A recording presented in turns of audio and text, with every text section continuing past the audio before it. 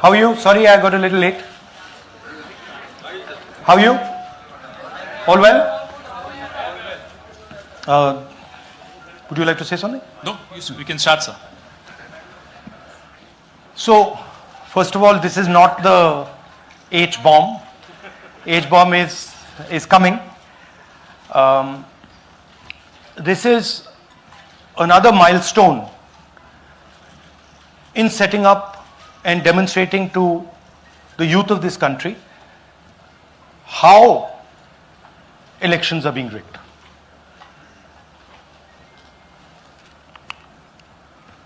So I'm going to make a claim here, very strong claim, about CEC Gyanesh Kumar. And this is not something I'm saying lightly. I'm the leader of the opposition in the Lok Sabha. This is something I'm saying after solid proof that I'm going to show you, the youth of India, the people of India today. Proof that is black and white, absolutely clear, that the Chief Election Commissioner of India is protecting the people who have destroyed Indian democracy. I'm also going to show you the method by which votes are being added and deleted, and I'm going to show you how they are done, how that is done. In election after election, someone, some force, some group of people has been systematically targeting millions of voters for deletion across India. This is something that we've heard again and again and again. Different communities, mainly communities that are voting for the opposition, Dalits, Adivasis, minorities, OBCs, are specifically targeted. We had heard this many times, and now we found 100% proof of it. Please understand, I am not going to say anything on this stage that is not backed up by 100% proof. I am somebody who loves my country. I love my constitution. I love the democratic process, and I am protecting that process. And so I'm not going to say anything here that is not going to be based on 100% proof that you can determine. The burden of the judgment is yours.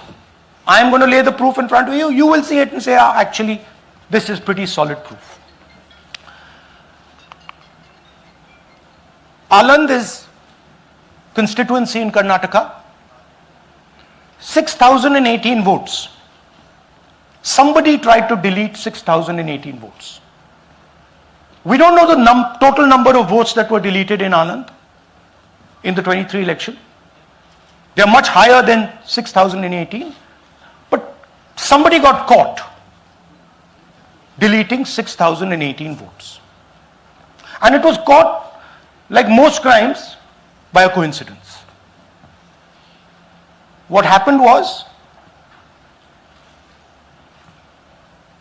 the booth level officer there noticed that her uncle's vote was deleted.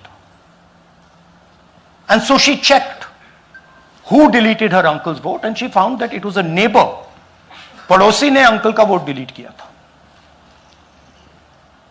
उसने जाके पड़ोसी से पूछा कि आपने मेरे uncle का vote क्यों डिलीट किया. पड़ोसी ने कहा, मैं तो जानता ही नहीं, मैंने तो कुछ वोट डिलीट ही नहीं किया. Neither did the person deleting the vote know, nor did the person whose vote was deleted know. Some other force hijacked the process and deleted the vote.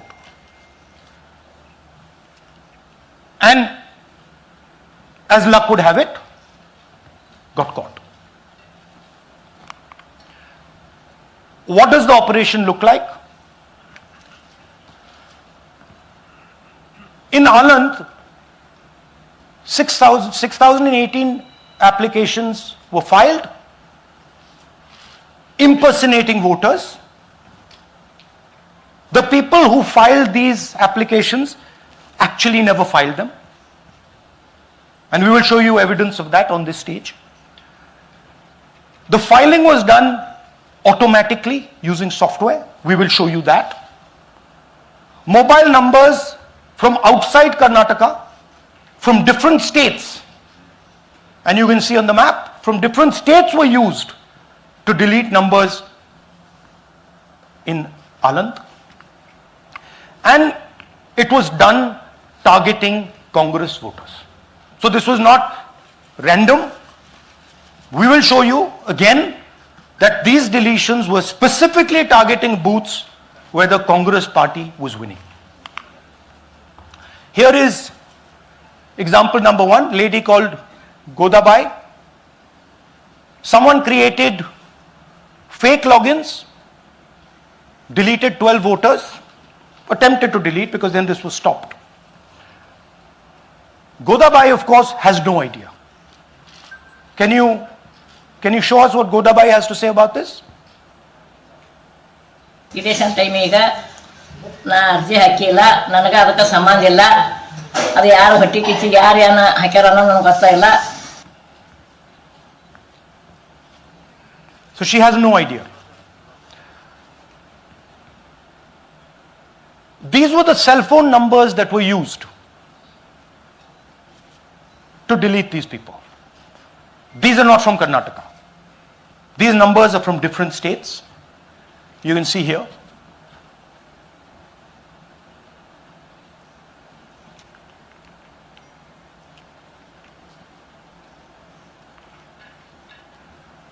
So the question is, whose numbers are these? How were they operated? Where were they operated from? Who generated the OTPs to disturb the process? Now these are questions that arise out of this. Here's example 2, Suryakant. This gentleman apparently deleted 12 voters in 14 minutes. He filled 12 deletion forms in 14 minutes. I'd like you to meet him. He's here. That's one of the people. That's one. Namaskar bhi aiye. Babita Chaudhary is one of the votes that he is supposed to have deleted. Aiye bhaiya. He is supposed to have deleted. This is the gentleman. ये इनका vote delete किया जा रहा था, ये कर रहे थे. इनसे आप पूछिए, बताइए. That's our candidate. हाँ, कन्नड़ा में बोलिए. ನನ್ನ ಹೆಸರು ಸೂರ್ಯಕಾಂತ್ ಗೋವಿನ. ನಾನು ಸರ್ಸಂಬ ಗ್ರಾಮದಲ್ಲಿ ಇದ್ದೆ. ನನಗೆ ನಾಲೆಜ್ ಕೇಳದೆ ನನ್ನ ಹೆಸರು ಮೇಲೆ 9 ಜನರ ಲಿಸ್ಟನ್ನು ಡಿಲೀಟ್ ಮಾಡಿದ್ದಾರೆ. ಅದು ಯಾಕಂತ ಇವರು ನನಗೆ ಬಂದು ಕೇಳಿದರು, ನಮ್ಮ ಹೆಸರು ನೀವು ಯಾಕೆ ಡಿಲೀಟ್ ಮಾಡಿದ್ರಿ ಅಂತ. ಅದಕ್ಕೆ ನಾನು ನಮ್ಮ ಸಾಹೇಬ್ರಿಗೆ ಹೇಳಿದೆ, ನಾನು ಡಿಲೀಟ್ ಯಾರಿಗೂ ಮಾಡಿಲ್ಲ, ಅಪ್ಲಿಕೇಶನ್ ಕೊಟ್ಟಿಲ್ಲ, ಆದರೂ ಡಿಲೀಟ್ ಆಗ್ಯದ, ಅದು ನೋಡ್ರಿ ಅಂತ. ಹಾಗಾಗಿ ತಹಶೀಲ್ದಾರ್ಗೆ ಹೋಗಿ ಕಂಪ್ಲೇಂಟ್ ಕೊಟ್ವಿ. ಮತ್ತು ಕಮಿಷ್ನರ್ ಇದು ನಮ್ಮ ಜಿಲ್ಲಾ ಎಲೆಕ್ಷನ್ ಒಂದು ಇದಕ್ಕೆ ಕಂಪ್ಲೇಂಟ್ ಕೊಟ್ವಿ. ನನ್ನ ಹೆಸರು ಮೇಲೆ 12 ಜನರದು ಡಿಲೀಟ್ ಮಾಡಿದ್ದು ನಿಜ ಇರ್ತದೆ. थोड़ा ट्रांसलेट कर लीजिए. मेरे नाम पे 12 लोगों का नाम डिलीट किया गया है. हालांकि मुझे मालूम नहीं, मैं कभी किसी को मैसेज भेजा भी नहीं, मैं बुलाया भी नहीं. ये बबीता आके पूछने से पता चला कि मैंने मेरे फ़ोन से ऐसा मैसेज किया, लेकिन असल में मैंने किसी को भी मैसेज नहीं किया. आप कुछ कहेंगे? नहीं, ठीक है. Thank you. Thank you. Third example, Nagaraj. 2 applications filed and submitted in 36 seconds. Please try and fill these forms and see how long it takes you. Try and fill. And I ask the youth of India, try it. Try and fill the form, 2 forms in 36 seconds? You'll see the answer to this question.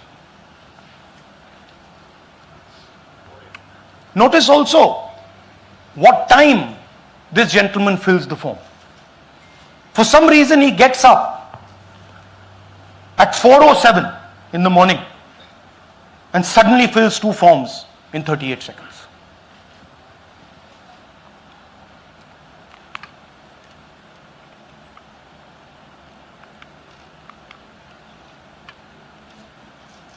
Now let's talk about how this is being done and why I'm saying and we are saying that this is being done in a centralized manner, and this is being done not using individuals but using software. Look at the serial numbers. Serial number 1, serial number 1, serial number 1, serial number 1. Serial number 1 means that this is the first person whose name, this is the first name in the booth. So a software is picking up the first name in the booth and using it to delete voters. So someone ran an automated program that ensured the first voter of the booth was the applicant. That same person got cell phones from outside the state, used them to file the applications. And we are pretty certain that this was done in a centralized manner and it was done at scale. This was not done in a, at a worker level. This was done at a call center level. Okay? Targeted deletions in strong Congress booths. The top 10 booths with maximum deletions are Congress strongholds. Congress won 8 other 10 booths in 2018. This was not a coincidence. This is a planned operation. Now, let's come to why I'm making such a direct accusation about this gentleman, Gyanesh Kumar.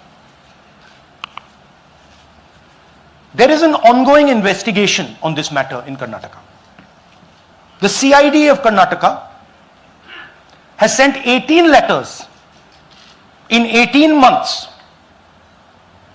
18 letters in 18 months to the Election Commission. And they have asked the Election Commission for some very simple facts. Number 1, give us the destination IP from where these forms were filled. Number 2, give us the device destination ports from where these applications were filed. And number 3, most important, give us the OTP trails, because when you file, you have to get an OTP. 18 times in 18 months. The CID of Karnataka has written to the Election Commission for this. And they are not giving it. Why are they not giving it? Because this will lead us to where the operation is being done from. And we are absolutely convinced where this is going to lead. I'll give you a little bit of the chronology. FIR is filed February 23. Karnataka CID writes to ECI requesting all details of these numbers and these transactions almost immediately in March. In August, EC gives a reply, doesn't fulfill any of the demands, and doesn't give us the information. Doesn't give the CID of Karnataka the information that will lead them to their destination. January 24, Karnataka CID writes to ECI again and says, please send us full information. No answer. Karnataka CID by September 25, last letter went in September 25, has written 18 reminder letters. While this is going on, the CEC of Karnataka writes to the Election Commission in Delhi and says there is a matter. Please provide this information. And the CC of Karnataka multiple times asks the Election Commission. No answer. Now this is absolute solid proof that Gyanesh Kumar is protecting the people who are doing this. This is also absolute solid proof, what I've shown you, that this is being done in a centralized way, this is being done at scale, and this is being done using large resources. Question is, who is the someone? And the answer is with the EC today. The Election Commission of India knows who is doing this. And I want every single youngster in India to know that they are attacking this. And this is your future. When they are not giving this information, they are defending the murderers of our democracy. And it is important that every youngster knows this. Your jobs, your future, your aspirations all come from this instrument. And the Chief Election Commissioner, Mr. Gyanesh Kumar, is not telling the CID of Karnataka who is doing this. This is not an isolated case. There are many such cases. Here is another one. Maharashtra, Rajora, same idea. 6,850 targeted voters added. Anand we caught deletions, Rajora we caught additions. But the basic idea is the same.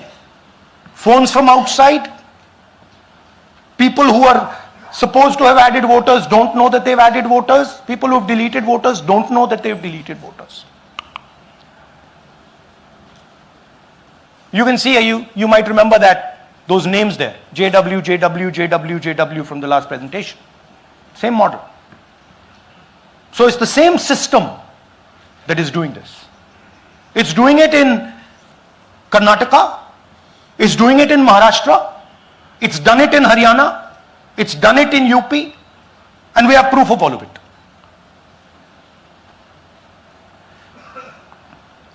Names are being filled. Addresses, the address is Sasti, Sasti, Sasti, Sasti. Name is UQ, JJW.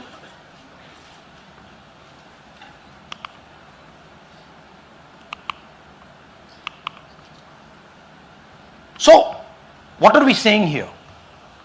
That the Chief Election Commissioner of India, Gyanesh Kumar, needs to stop protecting the people who are destroying Indian democracy. We have given you 100% bulletproof proof here. It cannot be doubted. You have seen it with your own eyes. Right? EC has to release this data of these phones, these OTPs, within a week. Otherwise, we will know for sure that Gyanesh Kumar is protecting the people who are destroying and attacking the constitution. Thank you. धन्यवाद पीठ हिंदी में बोले? हिंदी का नहीं, reverse कर दीजिए, पूरा हिंदी में बोल देता हूं, पूरा हिंदी में। देखिए, ये एच बॉम्ब तो नहीं है, एच बॉम्ब आ रहा है, हाइड्रोजन बॉम्ब आ रहा है। ये एक और उदाहरण है वोट चोरी का। पिछली बार मैंने आपको एडिशंस के बारे में बताया था, ये हम आपको डिलीशंस के बारे में दिखा रहे हैं, और सबूत के साथ हम आपको दिखाएंगे कि ये जो डिलीशंस हुए हैं ये सेंट्रलाइज तरीके से कॉल सेंटर के प्रयोग करके, सॉफ्टवेयर के प्रयोग करके किए गए हैं।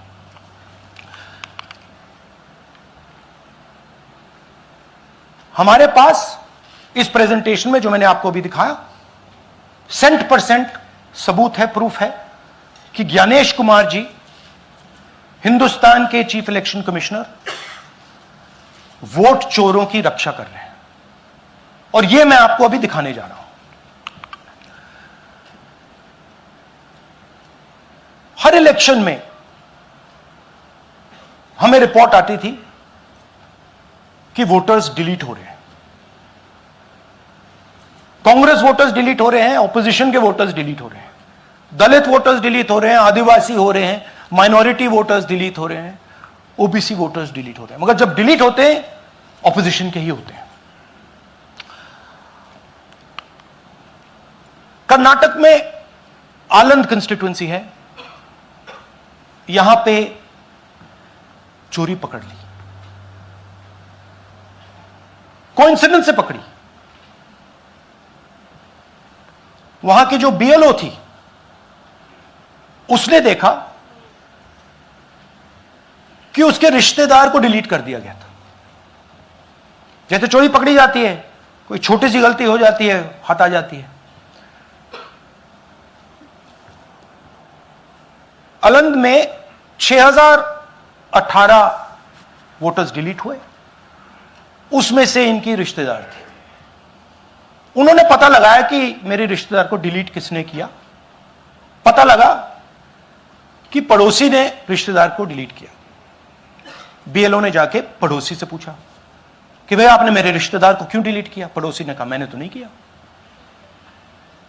बीएलओ सस्पिशियस हो गई, शक पड़ा, उसने प्रोसेस चालू कर दी।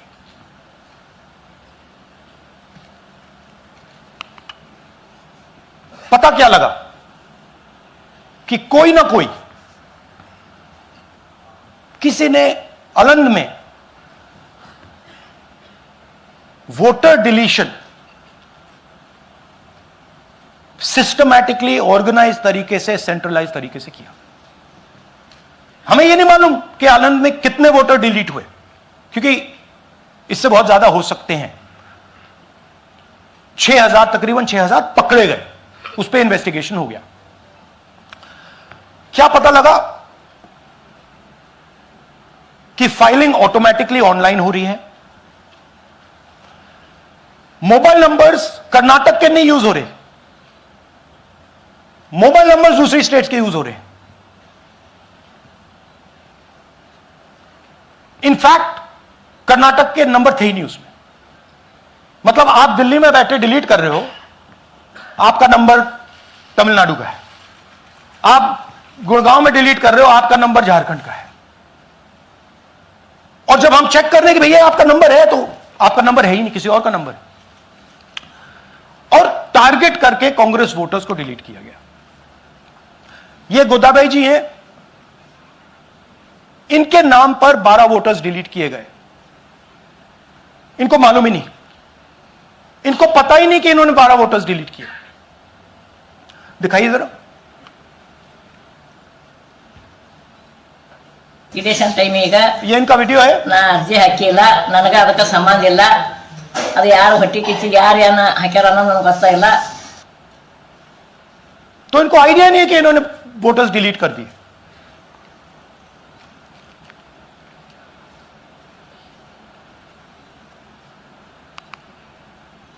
ये सारे के सारे जो नंबर्स हैं, ये कर्नाटक के नंबर्स नहीं हैं, ये अलग अलग स्टेट्स के नंबर्स हैं।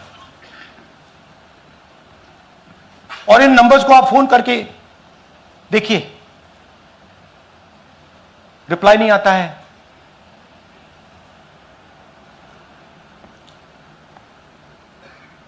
तो सवाल यह है कि किसके नंबर्स हैं, ये किसने ऑपरेट किए, जब इन्होंने ऑपरेट किए ये कहां थे, आईपी एड्रेस क्या था, ओटीपी कैसे जनरेट हुआ, कहां गया, यह सवाल है। यह दूसरा उदाहरण, सूर्यकांत जी जो अभी स्टेज पे आए थे, इन्होंने 12 वोटर्स को 14 मिनट में डिलीट कर दिया। आप फॉर्म भरने की कोशिश कीजिए, डिलीशन फॉर्म भरने की कोशिश कीजिए, देखिए और जब हमने इनसे पूछा कि भैया आपने ये कैसे किया, वो कहते हैं मैंने तो नहीं किया, मैं तो जानता ही नहीं हूं।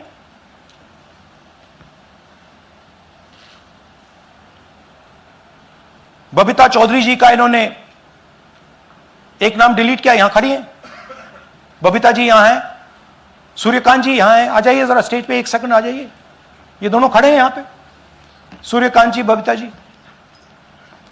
इनको मालूम ही नहीं कि इन्होंने डिलीट किया। Thank you. नागराज जी, इन्होंने 2 एप्लीकेशन 36 सेकंड में फाइल कर दी है। और मजे की बात देखिए, ये 4 बजे सुबह उठ के फाइल कर रहे हैं। पता नहीं क्या हुआ, 4 बजे सुबह कहा कि भैया मैं 2 वोटर को डिलीट करूंगा, और कितने 36 सेकंड में डिलीट कर दिए, फिर सो गए।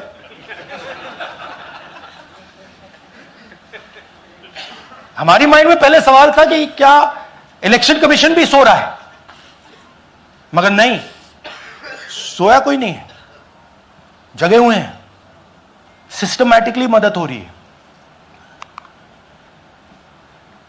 यह देखिए दूसरी बात, जो भी डिलीट कर रहा है वोटर लिस्ट में उसका सीरियल नंबर 1 है।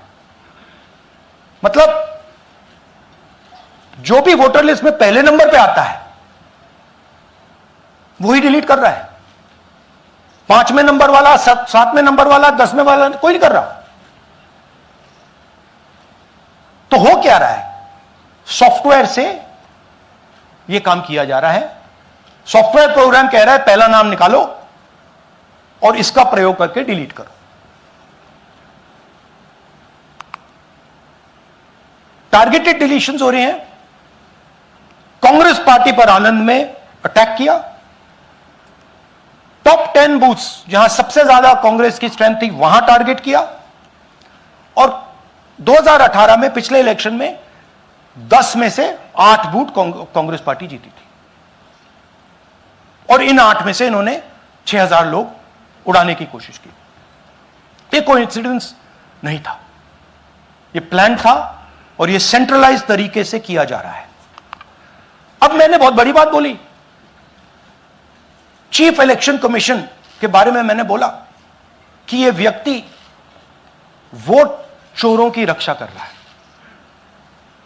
जो भी मैं यहां बोल रहा हूं 100% प्रूफ के साथ, सबूत के साथ बोल रहा हूं, और मैं अभी आपको दिखाना चाहता हूं कि मैं ये शब्द क्यों बोल रहा हूं और किस बेसिस पे बोल रहा हूं। आपको अपनी आंखों से यह दिखेगा। कर्नाटका सीआईडी ने केस चालू किया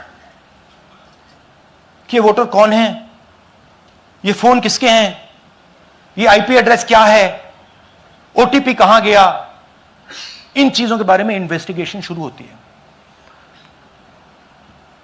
कर्नाटक सीआईडी ने हिंदुस्तान के इलेक्शन कमीशन को 18 चिट्ठियां लिखी हैं।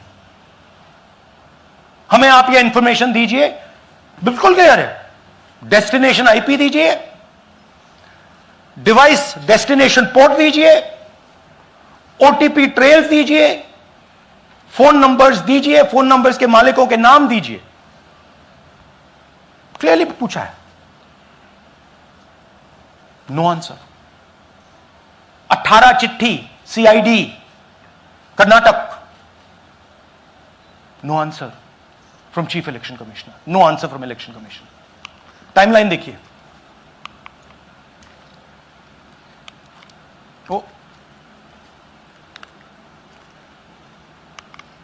ओके, फरवरी 23 में इन्वेस्टिगेशन शुरू होती है। मार्च 23 में कर्नाटका सीआईडी चिट्ठी लिखती है ईसीआई को कि हमें सारे डिटेल्स दे दीजिए। अगस्त में इनकंप्लीट डिटेल्स दी जाती हैं, जिससे कोई इन्वेस्टिगेशन आगे नहीं बढ़ेगा। जिन चीजों की जरूरत थी वो नहीं दी, जिसकी जरूरत नहीं थी वो सारी दे दी। पहला सबूत। दूसरा सबूत, 18 बार रिमाइंडर लेटर गए हैं। आपको अगर सीआईडी एक बार लेटर भेज दे और आप नहीं गए, आप जानते हो क्या होगा। यहां पे इलेक्शन कमीशन को 18 बार लेटर गए हैं, कुछ नहीं हुआ है। बाद में क्या होता है, कर्नाटक ईसी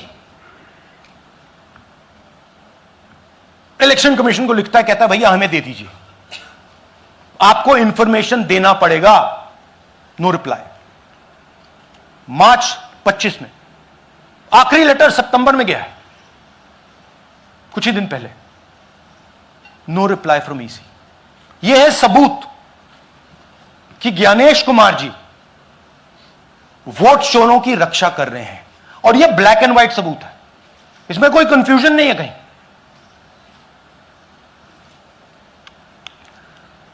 तो सवाल उठता है, ये है कौन जो सेंट्रलाइज तरीके से कॉल सेंटर के प्रयोग से, सॉफ्टवेयर से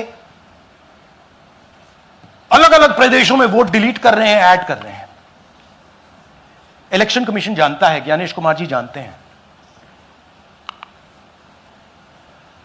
अच्छा, ये सिर्फ आनंद में नहीं हुआ, ये अलग अलग कंस्टिट्यूएंसीज में हुआ है। आनंद में लीगल प्रोसेस चालू हो गई, पकड़ लिया।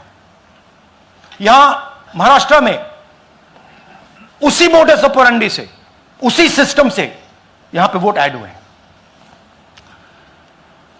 आनंद में डिलीट, रजौरा में एडिशन, 6850।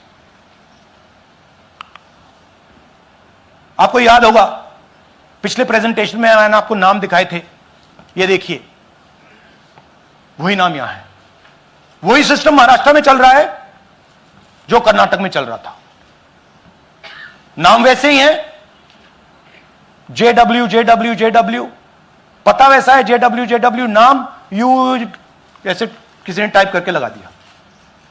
तो जो ये काम कर रहा है, ये उत्तर प्रदेश में, हरियाणा में, बिहार में, कर्नाटक में, महाराष्ट्र में वही कर रहा है।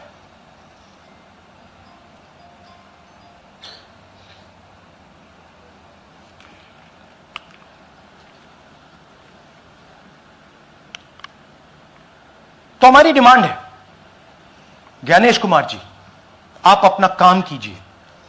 आपने ओथ लिया है, आप हिंदुस्तान के चीफ इलेक्शन कमिश्नर हैं। आपसे कर्नाटक की सीआईडी सबूत मांग रही है। आप कर्नाटक की सीआईडी को यह सबूत 1 सप्ताह के अंदर दे दीजिए, नहीं तो पूरा हिंदुस्तान के सारे युवा इस बात को एक्सेप्ट करेंगे कि आप हिंदुस्तान के कॉन्स्टिट्यूशन, हिंदुस्तान के संविधान की हत्या में शामिल हो, हिंदुस्तान के संविधान की रक्षा नहीं कर रहे हो, और वोट चोरों की आप मदद कर रहे हो। Thank you. और थोड़ी देर में हम आपको हाइड्रोजन बॉम्ब दिखाने जा रहे हैं। नहीं, आज नहीं, थोड़ी देर में उसकी प्रिपरेशन चल रही है। क्योंकि हम देखिए, मैंने टीम से कहा है कि अगर मैं स्टेज पे जा रहा हूं, ब्लैक एंड व्हाइट प्रूफ नहीं होगा, मैं नहीं जाऊंगा। अगर ब्लैक एंड व्हाइट प्रूफ होगा, जो कोई मतलब उसको निगेट नहीं कर सकता, मैं जाऊंगा। मैं देश के कॉन्स्टिट्यूशन की रक्षा कर रहा हूं, संविधान की रक्षा कर रहा हूं, मैं लोकतंत्र की रक्षा कर रहा हूं, और मैं सच्चाई आपके सामने रख रहा हूं। बहुत बहुत धन्यवाद, नमस्कार, जय हिंद। सर 3 सवाल। पीटीआई से संजीव चोपड़ा। या राहुल जी, दिस साइड। या राहुल जी इधर, हाँ, कहाँ है? To your right. हाँ, हेलो। राहुल जी, आज आपने नया खुलासा किया है कि कैसे वोट चोरी हो रही है। आपने पहले भी महादेवपुरा के बारे में बताया कि कैसे एडिशंस हो रही हैं, अब आपने बताया कैसे डिलीशंस हो रही हैं।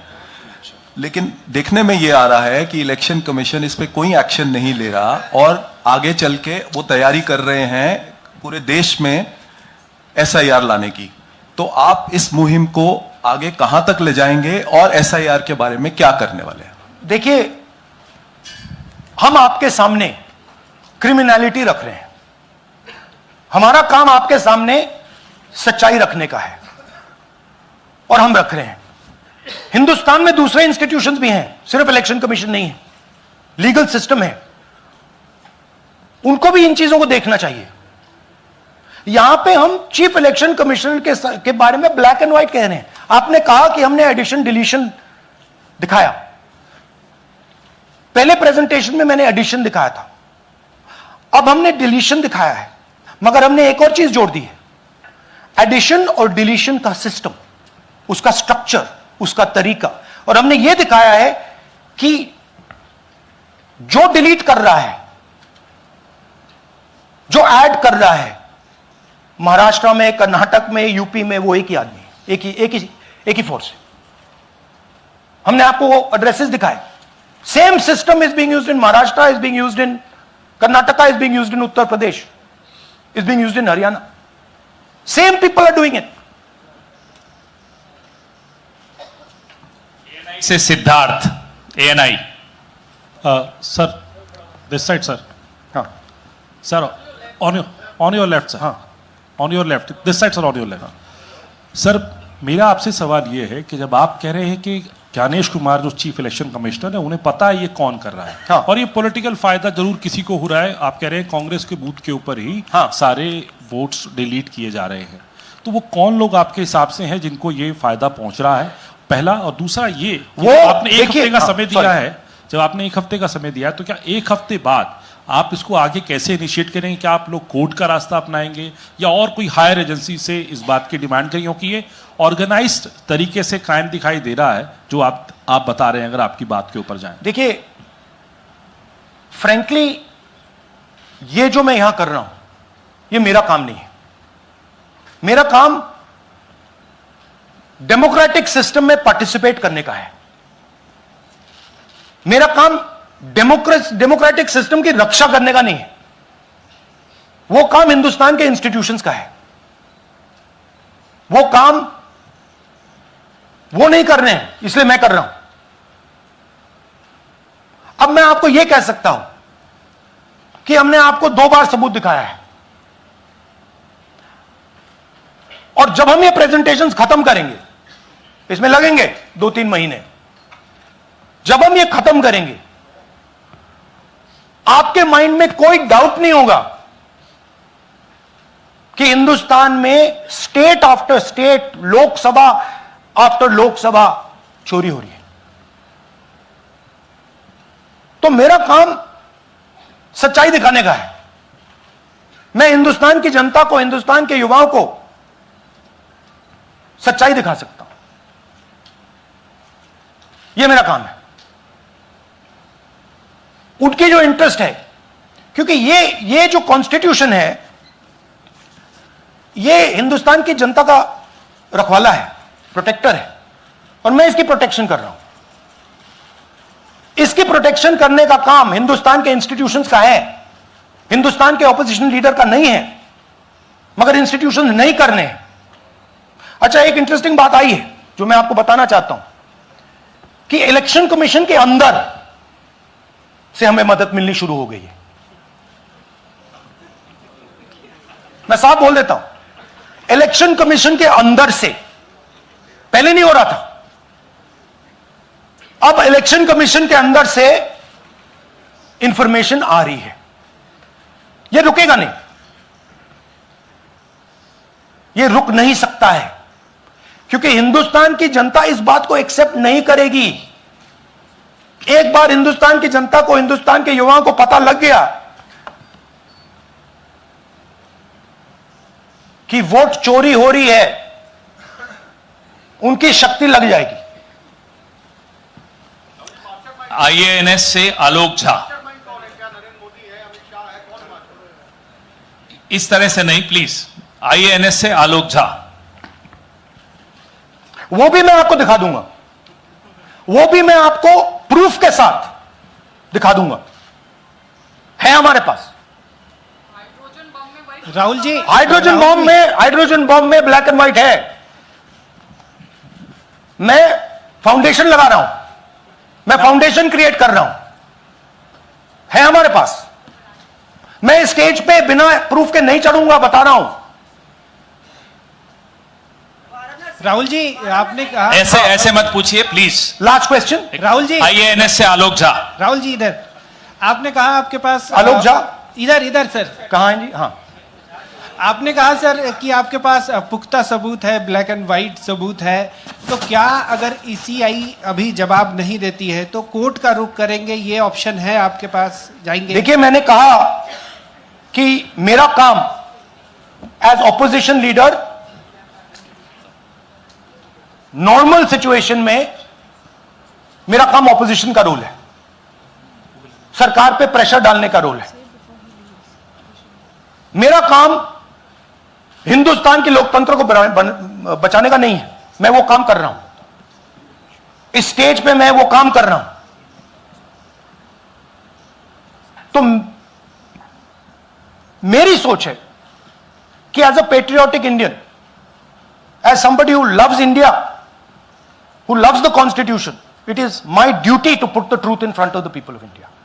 अब अगर हिंदुस्तान के इंस्टीट्यूशंस कुछ करना चाहते हैं वो करेंगे, उनमें भी बहुत लोग हैं। जैसे मैंने आपसे कहा, मैं सरप्राइज हो रहा हूं, इलेक्शन कमीशन से लोग आ रहे हैं, इंफॉर्मेशन दे रहे हैं और बढ़ रहा है वो। क्या जब तक सीईसी ज्ञानेश कुमार अपने पद पर है, जैसा कि आप कह रहे हैं कि वो फ्री एंड फेयर इलेक्शन होने नहीं देंगे, तो तब तक इलेक्शन का मतलब क्या रह जाएगा? क्या आप इनको हटाएगा कि या इनको इस्तीफा देने की? हाँ, तो आप इमेजिन कीजिए, और ये शॉकिंग बात ये है बस अब कि ये अभी शुरू नहीं हुआ, नो। ये 10-15 साल से चल रहा है। ये सिस्टम है, ये स्ट्रक्चर है। हिंदुस्तान की जो डेमोक्रेसी है वो हाईजैक हो गई है। I am shocked frankly. Democracy, brothers and sisters, democracy can only be saved by the people of India. Nobody else can save democracy. Rahul Gandhi can come here and say something and say this is the truth. But the people of India, who I believe in, who I love, can do it. The day the people of India realize that आपका जो लोकतंत्र है, आपका जो संविधान है, वो आपसे चोरी हो गया है, उस दिन काम हो जाएगा। Thank you. अब आप लोग अपने स्थान पर खड़े हो जाइए राष्ट्रगान के लिए। ये है इनकी डिटेल लिस्ट, देख लीजिए। राष्ट्रगान के लिए अपने स्थान पर खड़े हो जाइए।